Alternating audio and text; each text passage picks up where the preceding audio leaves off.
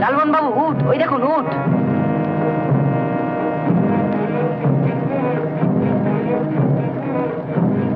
উট সম্বন্ধে প্রশ্ন চলবে? চলবে। এগুলো কি বন্য উট? সম্ভবত না। এদের খাদ্য কি? প্রধানত কাঁটা ঝোপ। কাঁটা কি এরা বেঁচে খায়? না। আমি প্রশ্ন করব না, শুধু একটি কথা বলব পারি? বলুন।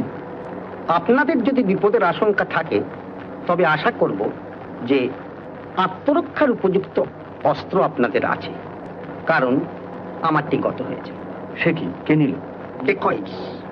One of the innumerable dacoits in this dacoit-infested country. Criminal lawyer থেকে লালমোহন গাঙ্গুলি বা জটায়ু বা শুন্ডির রাজা, আইন এবং অভিনয় দুটি পেশাতেই তার অনায়াস সাবলীলতার প্রকাশ।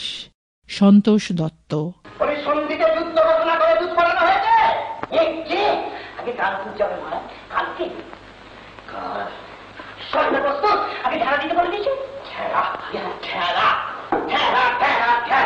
যত সব মেলা আগে আগে করতে চলে সে খাওয়া চলবে না। তাছাড়া খাজনা আদায় আছে, রকলের একটা ব্যাপার আছে। আজ বলি তো আজ যুদ্ধ করা যায় না। ফিস ফিস করছো কেন? কানে বাতাস লাগে জানো না? ও যা বলবে উচ্চস্বরে বলবে। আগে হ্যাঁ, আগে হ্যাঁ। কমেডি অভিনয়কে তিনি নিয়ে গিয়েছিলেন গুরুত্বপূর্ণ চরিত্র অভিনেতার পর্যায়ে। তার অভিনয়ে চিনিয়ে দিত এক জাত অভিনেতাকে। বিরাট ভাগ একটা জানতো, এই ঘোরাঘুরি করছে, এই ঘোরাঘুরি করছে, আর মাঝে মাঝে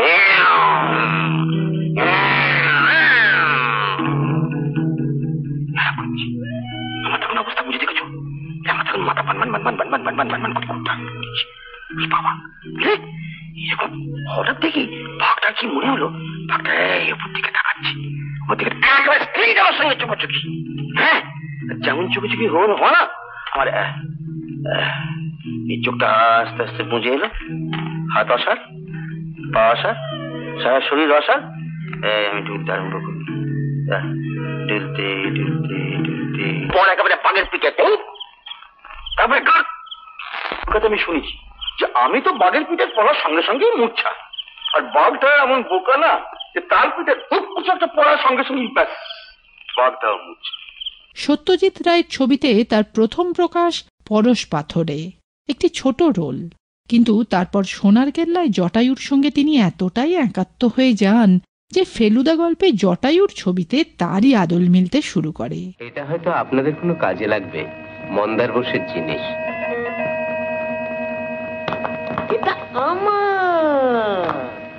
শোনা যায় সন্তোষ দত্তের মৃত্যুর পর সত্যজিৎ রায় বলেছিলেন ফেলুদার গল্প নিয়ে তিনি আর ছবি করবেন না, কারণ জটায়ুর চরিত্রে আর কাউকে ভাবাই যায় না। সত্যজিৎ রায়ের অনবদ্য সৃষ্টি গুপি গাইন বাঘাবাইন আর হীরক রাজার দেশেও অনবদ্য ভূমিকায় তাকে পাওয়া যায়। মস্তিষ্ক প্রক্ষালন যন্ত্র, মস্তিষ্ক প্রক্ষালন যন্ত্র, মগজ ধোলাই। ঠিক তাই, খেয়ালি করো না তো, খুলে বলো। এমন কল যাতে রাজকার্য হয়ে যায় জল। এর সাহায্যে রাজভক্তি প্রকাশে না রাজ্যে তারে করে তোলা এই কনিষ্ঠ রাজভক্ত। মোটে নয় সত্য, হলো কি? নইলে আর একদিনে হলো কি? অবিশ্বাস্য। এই যন্ত্র মস্তিষ্কে রূপণ করে মন্ত্র। মন্ত্র? মন্ত্র। কিসের মন্ত্র সেটা তো জানা যায়। জানি তা শেখাতে চান তাই যা অভিলাষ। সাবাস। এই মতো কাজ করে কতক্ষণ? আমারও। তিন কন্যা, কাপুরুষ ও মহাপুরুষ, গোপাল ভাঁড়, স্ত্রীর পত্র, মর্জিনা আব্দুল্লাহ, জন অরণ্য, গণদেবতা, চারমূর্তি, বহু ছবিতে তার অভিনয়ের স্বাক্ষর আজও অমলিন। উজ্জ্বল হয়ে রয়েছে নগবধূ সুন্দরীর অবলাকান্ত। এই শুদ্ধ উচ্চারণের একটা নিয়ম বার করছে। তুমি উচ্চারণ নিয়ে বড্ড বেশি বাড়াবাড়ি করছো। এমন করছো ওটা না কেউ শুদ্ধ ভাষায় কথা বলেন না। বলে না, তুমিও বলো না, বলো না। আচ্ছা বলো তো, হসপিটালের বাংলা কি? হসপিটালের হাসপাতাল। বলো না।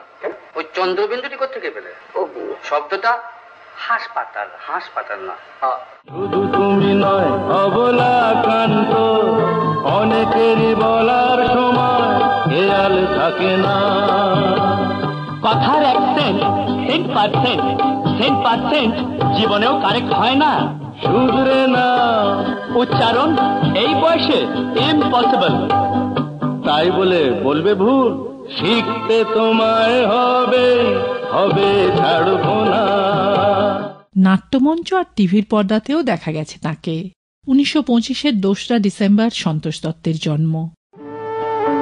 ওরা সাদা সিধা মাটির মানুষ, দেশে দেশে যায়। মোদের নিজের ভাষা ভিন্ন, আর ভাষা জানা নাই। মোদের নিজের ভাষা ভিন্ন, আর ভাষা জানা নাই। মহারাজা রাজা মশাই, মহারাজ